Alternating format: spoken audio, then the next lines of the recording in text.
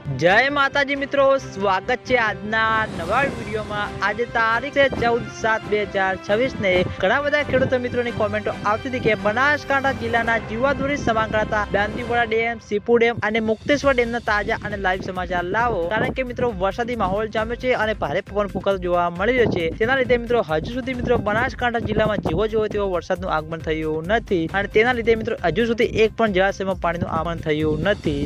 ખેડૂતો મિત્રોના મનમાં ચિંતાલાયક પ્રશ્નો ઉભા થવા જઈ રહ્યા છે કે શું આ વખતે વરસાદ આવશે કે નહીં। હવામાન વિભાગે આગાહી કરી છે કે આ વખતે ગુજરાતમાં ચોમાસું ઓછું બતાવી રહ્યું છે, તેના લીધે ખેડૂતો મિત્રોના મનમાં ચિંતાલાયક પ્રશ્નો ઉભા થવા જોવા મળી જશે અને આ વખતે જ્યાં આગળ વરસાદ વરસ્યો છે ત્યાં કાળો કેર થયો છે। એટલે ખેડૂતો મિત્રોની આશા છે કે જેમ બને તેમ ઝડપી બનાસકાંઠા જળાશયમાં પાણીનું આગમન થાય અને ઝડપી ભરાતા થાય, કારણ કે મિત્રો બનાસકાંઠા જિલ્લાના જીવાદોરી સમાંકળાતા દાંતીવાડા ડેમ, સીપુ ડેમ અને મુક્તેશ્વર ડેમમાં પાણીની આવક શરૂ નહીં થાય તો આજુબાજુવાળા વિસ્તારમાં પૂરતા પ્રમાણમાં પાણી નહીં મળે અને તેના લીધે મુશ્કેલીઓ સામે આવતી જોવા મળશે। એટલે ખેડૂતો મિત્રોની આશા છે કે જેમ બને તેમ ઝડપી બનાસકાંઠા જળાશયમાં પાણીનું આગમન થાય। અને આજના વિડીયોમાં આટલું હતું। તમે બધા અમારી ચેનલ ઉપર નવા હોય તો વિડીયોને લાઈક કરી દેજો, કોમેન્ટ કરી દેજો અને ચેનલને સબસ્ક્રાઇબ પણ કરી દેજો, જેથી કરીને અમે દાંતીવાડા ડેમ, સીપુ ડેમ અને મુક્તેશ્વર ડેમના તાજા અને લાઈવ સમાચાર લઈને આવીએ તો સૌથી પહેલા તમને ખબર પડી જાય। તો મિત્રો